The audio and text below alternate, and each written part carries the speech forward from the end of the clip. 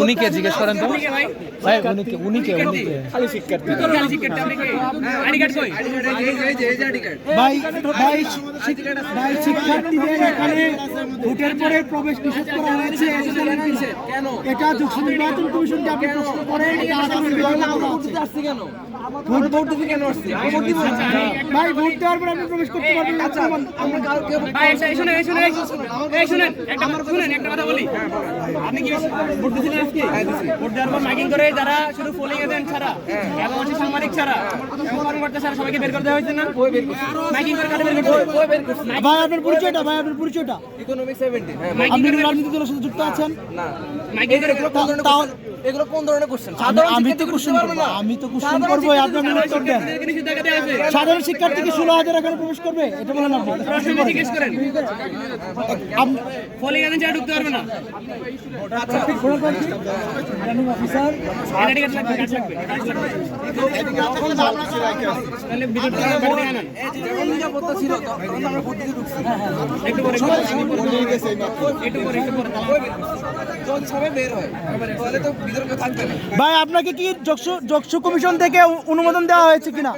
আপনার observation card আছে কিনা? এই ভাই ভাই আপনি এদিকে আসেন, আপনাকে জকসু কমিশন থেকে অনুমতি দেওয়া হয়েছে কিনা? এখানে যারা অবস্থান করছেন তারা সকলে জকসু কমিশন থেকে অনুমোদন নেওয়া হয়েছে। এই যে সাংবাদিকদের কার্ড দেওয়া হয়েছে, এখানে পুলিশ এজেন্ট রয়েছে।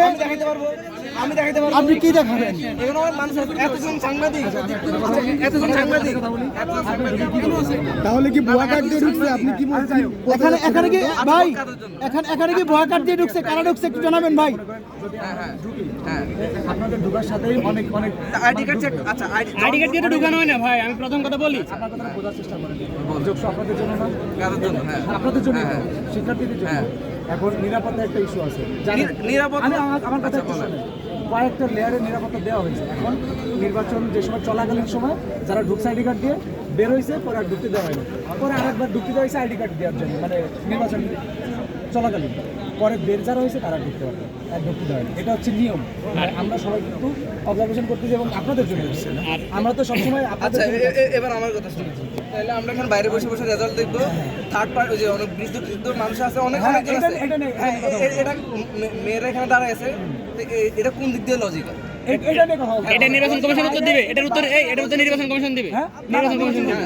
এটা প্রশাসনের সাথে কথা বলতে হবে। এটা আমাদের প্রশাসনের সাথে কথা বলতে হবে। ভাই মেয়েদের ক্যাম্পাস আমাদের ক্যাম্পাস। এই রাব্বি ভাই, কথা বলে সময় নষ্ট করেন না ভাই। এই রাব্বি ভাই, ভাই এই নিয়মটা তো আরো আগে করা হয়েছে। এই নিয়মটা জকসু কমিশনের নীতিমালায় আরো আগে দেওয়া হয়েছে। সেটা বললেন না, আমাদের এদিকে আমাদের 90% ছেলেদের 7 বেসন ক্যাম্পাস। আমাদের বড় কোনো ক্যাম্পাস নাই। এই গেট শেষ মানে আমাদের ক্যাম্পাস 3। আমাদের